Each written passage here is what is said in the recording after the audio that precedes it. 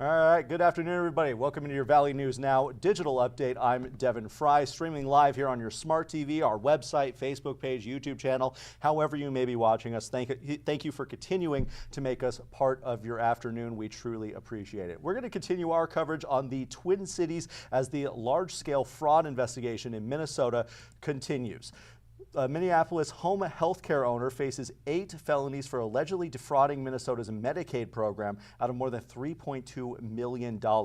Mohammed Omar said, I believe I said that correctly. Polling my studio audience here, they're saying yes. Mohammed Omar said submitted fraudulent claims through Guardian Home Health Services, Inc. over 4 years. Prosecutors say Omar said billed for services while recipients were hospitalized or even incarcerated, submitting claims for phantom workers, and instructed caregivers to sign blank timesheets. Investigators reviewed more than 40,000 fraudulent claims. Omar said personally received over $1.4 million from company accounts. Each count carries up to 20 years in prison and/or a $100,000 fine. Staying in the Twin Cities now, a federal judge tentatively denied Minnesota's request for a restraining order to stop ICE operations in the state. Attorney General Keith Ellison and the mayors of Minneapolis and St. Paul filed suit on Monday seeking to halt what Ellison called an invasion of the state. During Wednesday's hearing, the state outlined examples of harm, calling federal agents' activity, quote, unconstitutional. The judge called the case a frontier in constitutional law and said the court needs more time to gather information. The federal government has until Monday, January 19th to respond. The state will have until January 22nd to file its response.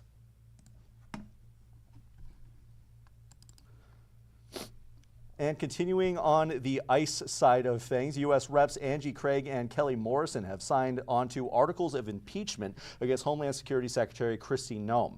Representative Robin Kelly filed 3 articles Wednesday. The first accuses Noem of obstruction for denying members of Congress access to ICE facilities. The second accuses Noem of violating public trust for directing federal agents to arrest people without warrants. The third accuses her of abusing power for personal benefit. Craig said Noem is, quote, a danger to every single Minnesotan, citing a woman's death this month connected to what Craig called political stunts in Minneapolis. A DHS spokesperson responded, saying Kelly is more focused on showmanship and fundraising clicks, while ICE officers face a 1,300% increase in assaults. Now, we did just get word into the newsroom that Republican lawmakers in Minnesota are working on articles of impeachment for Governor Tim Walz. We are working to verify that ourselves right now. Our Ethan Kramer's back in the newsroom right now working on it. We're going to have the latest on that as we get it. Just wanted to let you guys know here that we are working on that. Now, weather, I've been bragging about what we've been dealing with weather-wise every single day. As you can see now in the corner here, I think it was like 34 yesterday. Dread it, run from it. January arrives all the same, 11 degrees right now. Our very own chief meteorologist, Russ Thomas, jumped out into the elements and brings us more about what we can expect in his forecast coming up tonight. Hello, this is First Alert Storm Team Chief Meteorologist Russ Thomas. We've had a very nice stretch of very un-January-like days over the last week and a half or so. Well, now we're seeing a change. It's day 1 of a several-day change here. This one has brought much colder air, feels a lot more like what we'd expect. Temperatures in the single digits to lower teens. Now that is coming under a beautiful blue sky. However, Thursday, Friday, 2 first alert weather days. We've got snow headed our way. Very strong wind gust, 40 plus on Friday. Could touch 40 miles per hour on Thursday as well. Of course, blowing snow, near whiteout conditions, poor visibility certainly possible over these next couple days. And watching the weekend as well for the potential for another first alert weather day. So stay tuned in and join us tonight for the latest update. We're going to have more as those first alert weather days continue. Like Russ mentioned, they're coming up for the final few days of this week. We're, of course, going to be keeping you covered on the desk. We're going to bring you updates just as often as we can about what conditions look like outside. That's the bright side of this digital space, is we're able to bring you some live looks at what we're experiencing outside. So stay tuned for that over the next 2 days here on Valley News Now. We're, of course, going to keep you covered. Now let's move on to what we've been working on in the Valley News Live newsroom today. Just some of the headlines that you can expect to see tonight. East Grand Forks is getting a new retail cannabis dispensary. The White Earth Nation filed a demolition request for the former Burger King on Central Avenue Northwest. Permits are expected soon. The tribe can establish up to 8 stores statewide through a tribal compact. They currently operate dispensaries in Moorhead and in St. Cloud. Tribal operations are exempt from East Grand Forks' 2-store limit for retail cannabis. One of the council members said that the city is, quote, kind of forced into allowing a third to be here. 2 additional cannabis businesses have preliminary approval, but no clear timeline on state licensing at this point.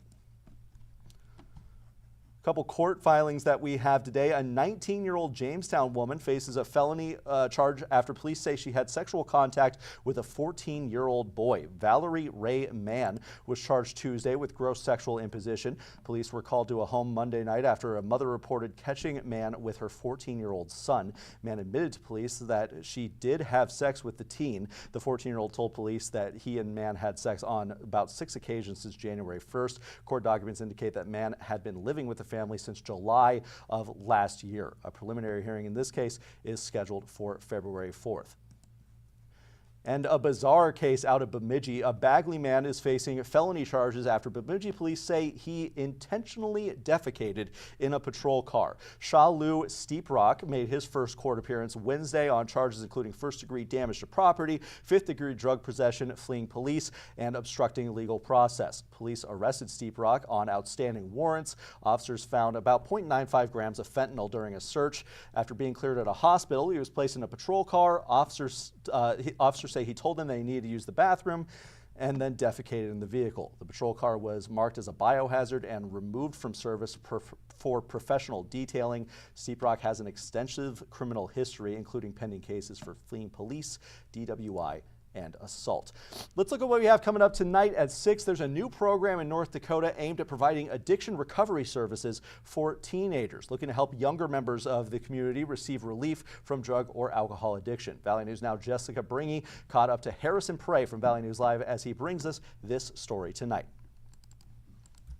We're getting a preview here of Harrison, your story, really talking about this offshoot of a new service, new clinic that's going to be offered to families and teens, really. Yeah, the First Step Recovery Program, it's opening at the Family Villages in Fargo, coming up on February 2nd. And so I was able to talk to the clinical supervisor earlier today, an SRO too that, works at a high school, West Fargo High School. And so the space is opening up pretty soon. And ultimately it comes down to that safe environment that they want to be able to bring to high school students, again, that age range. And, very safe space. I was able to get a sneak peek earlier today, which is pretty cool. Definitely a family-friendly environment, and it's nice. Yeah.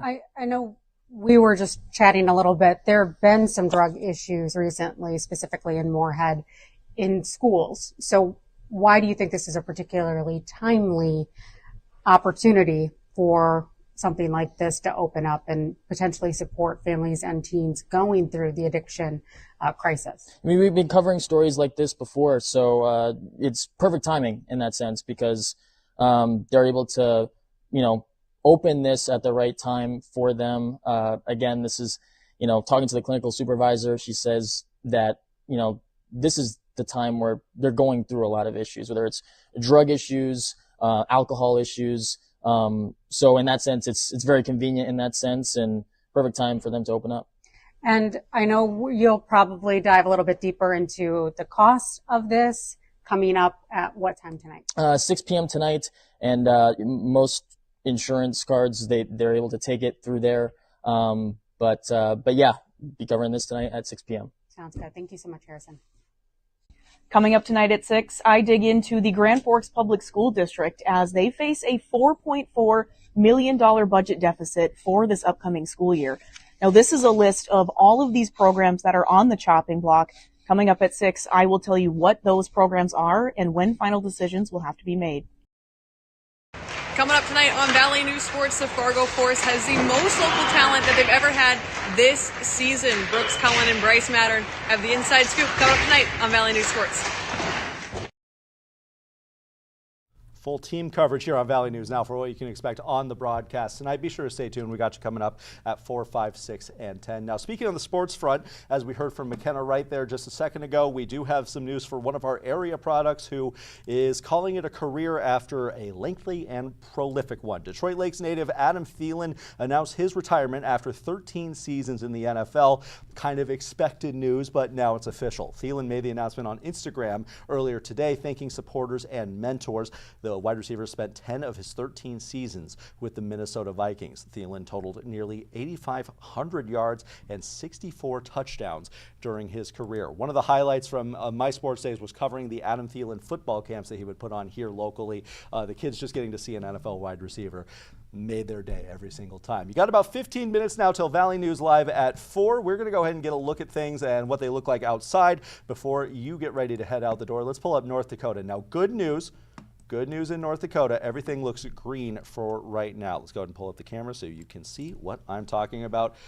In our area, of course, green as far as the eye can see. Roads looking good today. You don't get any of the blue stuff until we get out past Mandan there when you head west. So not a whole lot to keep your eye out for today. Let's look at some of the cameras and what they have to offer around here. As you can see, roads looking great. Now, of course, we do have those first alert weather days coming up over the next couple of days, so these conditions probably not going to last very long here. So be sure to have your Valley News Now weather app handy, and be sure to stay tuned to our live streams as we keep you updated from there. We're going to have the latest as these first alert weather days rolls on, and we get plunged headfirst back into January, whether we like to or not. That's going to do it for now on our Valley News Now digital update. I'm Devin Fry.